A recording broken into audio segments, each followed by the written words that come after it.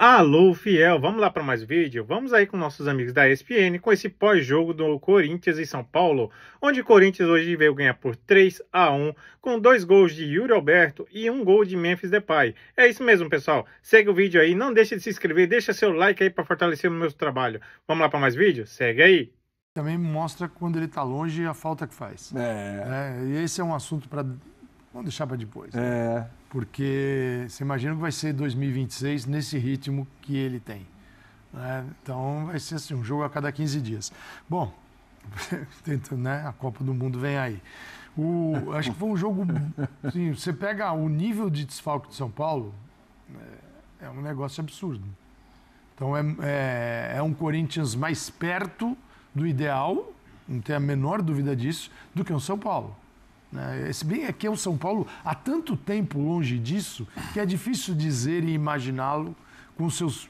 Tem a questão do Oscar, é importante, tem a do Lucas, tem Calheri. Então é o São Paulo já há muito tempo... Há quanto tempo a gente fala isso, hein? E hoje, o Crespo, diante desses desfalques todos, ele criou uma escalação que não conseguia reter a bola.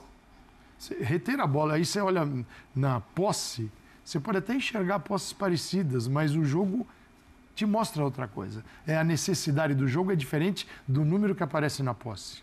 Às vezes você consegue entender o número e o que está acontecendo no jogo. Às vezes é só um número frio que nada representa. Então o São Paulo, a bola, tinha Ferreirinha e Luciano, a bola ela não parava lá na frente. Primeiro até porque era difícil chegar. Aí veio o outro treinador, o Dorival. O que ele faz? Ele tem o Yuri e o Guinegão. 3 no meio. Não jogou como joga o Garro, que é 2 mais 1. Ele jogou com o Bidon lado esquerdo, Martínez lado direito, para o Mateuzinho poder jogar espetado, e o Carrilho... Bom lembrar que o Garro estava suspenso, né? O Garro suspenso. Então eram 3 zagueiros para 2. O trio de meio de campo encaixado também no de São Paulo, para dificultar o jogo e a saída. E aí, cara, ele criou duplas. Ele criou, por exemplo, tinha Angileri e Bidu pelo lado esquerdo. E o Bidu, assim, talvez no time seja um dos jogadores, se não for o... Acho que tem alguns que a gente pode levar para o mesmo nível, mas de menor condição técnica. Mas ele entrega. Tanto que no gol ele tem participação, ele entrega. Ele é um cara super esforçado e geralmente é esquecido. É esquecido. Então, Bidu, Angileri, Mateuzinho espetado, eventualmente o Martínez. Isso barrava os lados do São Paulo, o trio do Corinthians brecava o centro do campo do São Paulo e o São Paulo não conseguia sair. Uma mudança e uma boa conversa no vestiário mudaram tudo. Porque vem o Tapia, você tem o quê? Um atacante para o São Paulo enxergar, para incomodar os zagueiros do Corinthians. E o São Paulo inicia muito bem o segundo tempo. Com chance até, e ali teve uma falha de marcação no escanteio, mas com uma chance até de virar o jogo. Pelo momento, o Corinthians ficou acuado, dando bico. E aí o Dorival vem com a resposta muito boa. Vitinho, Memphis, então fica Vitinho, Memphis e Yuri, o trio. Diferente daquela composição que eu citei, mas um trio muito forte. Segurando lá o Mateuzinho. E sai lá do fundo do campo e começa a pressionar o São Paulo outra vez. Taticamente, foi um jogo de muitas variações e variações interessantes. Porém, o São Paulo com menos mobilidade para alterar o time do que o Dorival, o Corinthians. Só dar informação, 4 cartões vermelhos para o São Paulo, 2 cartões vermelhos... 4 cartões para o Corinthians. 4 para o Corinthians, 2 para o São Paulo e por isso o São Paulo à frente. Senhor Vitor Birner, diga. 3-1 mostra bem a diferença dessas duas equipes, do momento que vivem? Boa noite, William, Jean, Calçade, aos fãs do esporte. Não mostra a diferença. Eu acho que as equipes são bem parecidas. Eu acho que o São Paulo, quando você olha o potencial dos jogadores mais defensivos, ele é superior aos jogadores do Corinthians. Estou falando só dos que estão à disposição.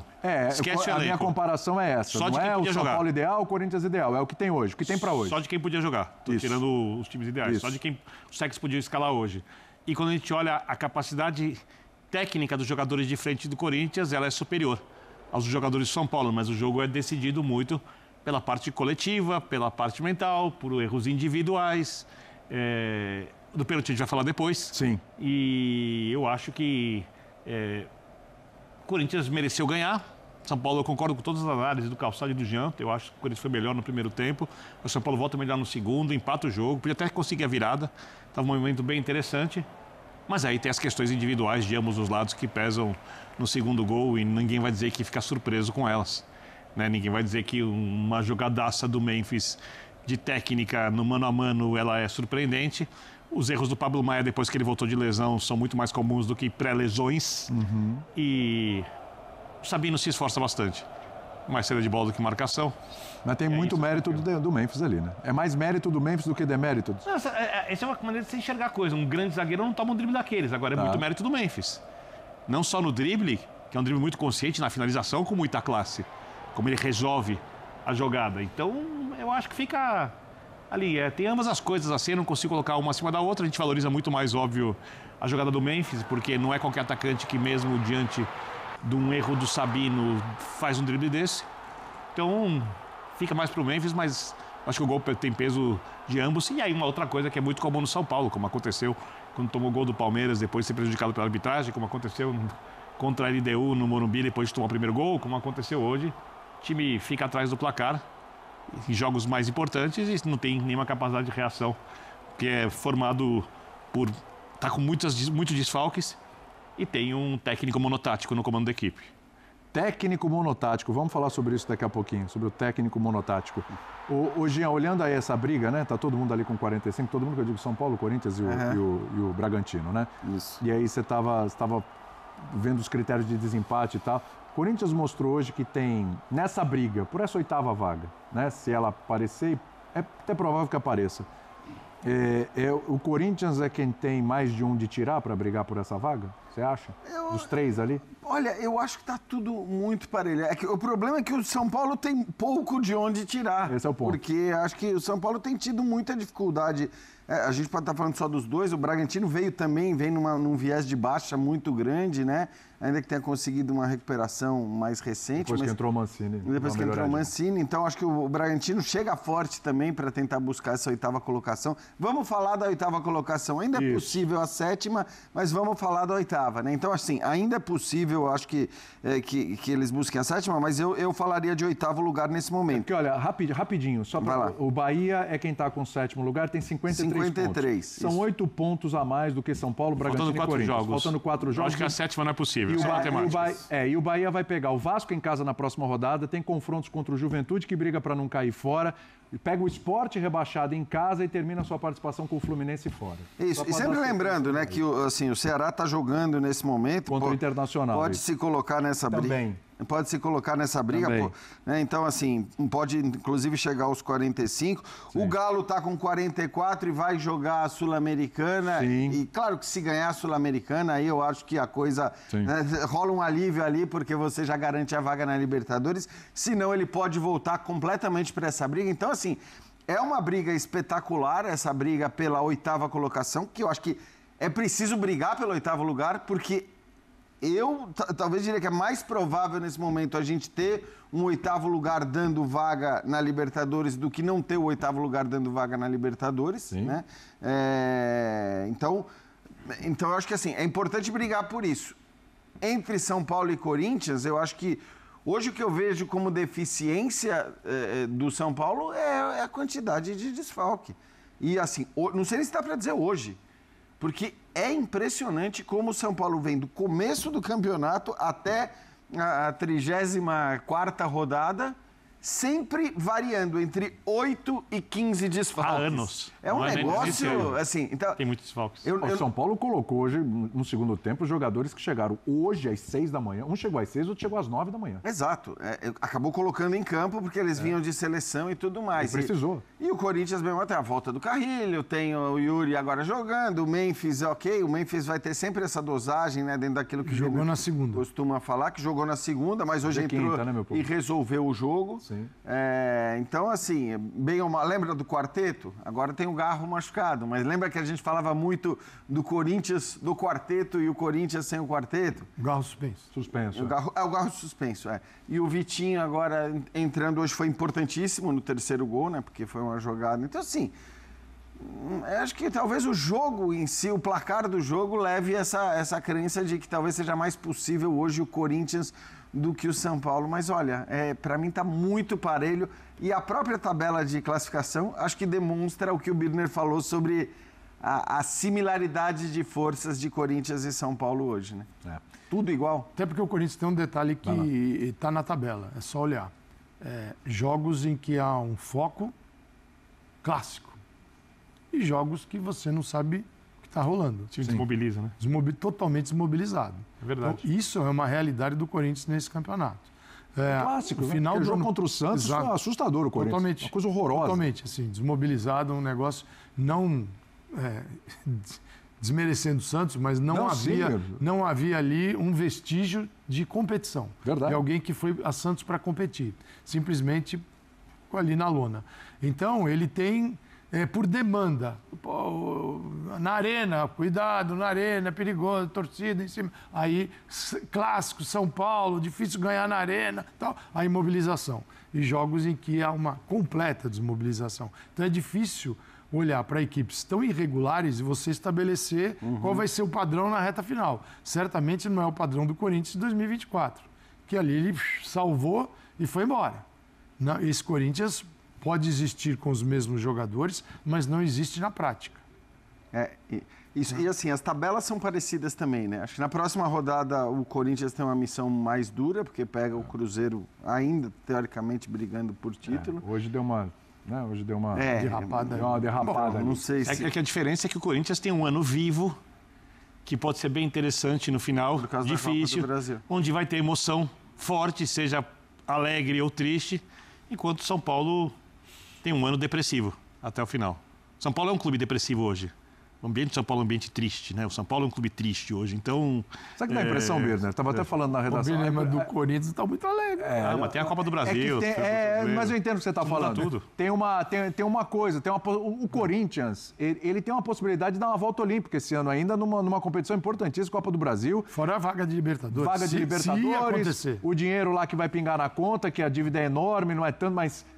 Pô, é uma baita grana que vai entrar. Ferrado, nossa, qualquer coisa ali que Lembrando que o São Paulo foi eliminado na Copa do Brasil por um time que disputa a segunda divisão. Exatamente, que está aí para subir, para voltar nesse momento um clássico contra o Corinthians. Mas a impressão que dá é que o São Paulo está assim, está numa via cruz, contando o jeito para terminar o Campeonato Brasileiro, terminar o ano, para poder parece juntar ano os passado. cacos, né? Não foi assim ano passado? Juntar os cacos e tentar pensar no ano seguinte. Quantos anos o final de ano de São Paulo está assim? Isso tem a ver com a diretoria que sempre... Fala, Jean. Fala. A única coisa é que, assim, a diferença de terminar o Campeonato Brasileiro com vaga na Libertadores e sem vaga na Libertadores é a diferença da... A vaga estava garantida ano passado, então acho que o São Paulo fez uma baita Libertadores dentro das suas possibilidades ano passado, fez uma boa Copa do Brasil dentro das suas possibilidades. Esse ano, o ano de São Paulo é um ano muito triste. Né? Inclusive com lesões dos seus principais jogadores, perdendo todos os centroavantes, com uma gestão assim muito complicada, financeira, as coisas do São Paulo. O São Paulino deve olhar o noticiário do dia a dia do clube e às vezes parece que o clube deve fazer alguma força para ver se consegue soltar alguma coisa boa, mas só consegue ver alguma coisa boa quem realmente é muito otimista, para quem consegue raciocinar. Não tem notícia boa, não tem nada acontecendo no São Paulo que se fala, olha, vai mudar, o São Paulo vai se modernizar, o São Paulo vai pagar suas dívidas, o São Paulo vai voltar a ser perspectiva, né? Não, aí você olha as possibilidades políticas, você querer mudar o São Paulo do jeito que o São Paulo hoje é como você querer mudar o país sem mudar o Congresso, porque vão ser eleitos ali dos 260 conselheiros, a maior parte é vitalícia, e o resto são sócios do clube. Muitos querem ser parecidos com os vitalícios, algumas exceções, obviamente. E os vitalícios, eu sempre gosto de lembrar, eles foram muito importantes na construção da grandeza do São Paulo, tricampeão do mundo. Eles têm, muitos deles, um papel muito importante na história do clube, mas o tempo foi passando e o clube foi definhando, ficando um clube antigo. Era o clube mais moderno nas ideias e ficou um clube obsoleto. Então, você olha o São Paulo hoje, é um clube triste. O que resta para o São Paulo é, de repente, conseguir um título de uma Copa do Brasil, que é o segundo torneio mais importante do país, o terceiro importância que o clube disputa se classificar a Libertadores, sem ter o melhor elenco, ganhar o clássico. Foi o que sobrou para o atual São Paulo, para a tristeza do torcedor. Eu estou sendo bem realista, eu sei que alguns não gostam, mas os que são mais, digamos assim, racionais, acho que me entendem e querem que as coisas mudem, ao invés de ficarem passando pano para situações que o clube fica se colocando o tempo inteiro. Ô Calçade, a gente falava aqui numa das edições do Linha recentemente sobre que o Memphis teve seu momento de importância na arrancada do Corinthians o ano passado. Né? Aquela arrancada que ele sai de um time que estava brigando para não cair, um time que conseguiu vaga na Libertadores. Novamente, o Corinthians está aí com uma possibilidade de uma 8ª vaga chegar à Libertadores. Gente, não estou contando a Copa do Brasil de novo. Pode ser campeão da Copa do Brasil, ganhar essa vaga via título e tal, e aí é o mundo ideal. Mas vamos deixando isso de lado, pensando só no Campeonato Brasileiro. O time também está no momento que pode dar chegar lá, está nessa briga. O quanto que esse cara aí que fez esse golaço aí é fundamental, é importante para o Corinthians se estabelecer, ganhar essa briga aí pela 8ª vaga. O quanto que o Memphis pode ser fundamental para isso aí e o quanto tem que se exigir dele. Bom, se tiver Carrilho, Memphis, Yuri, Garro, é um Corinthians diferente. É outro Corinthians. Corinthians diferente. Aí as coisas mudam também. Mas você acha que o Memphis é um cara capaz de carregar nas costas determinadas ausências, assumir a responsabilidade, carregar o Corinthians para a vaga? Depende de quem estiver do lado dele, né? Então, sozinho, você ter o Yuri Alberto do lado, o Garro, Carrilho, é uma coisa. A dupla Memphis e Yuri é uma dupla forte, já é uma boa dupla completa. O Bidon vem jogando bem, tá? O Bidon é um cara importante hoje. Então, você cria um sistema interessante de compensações e de caras que têm qualidade. O Yuri Alberto é um finalizador, cai no pé esquerdo, ele faz, cai na direita, ele faz. Né? O Memphis, o drible que ele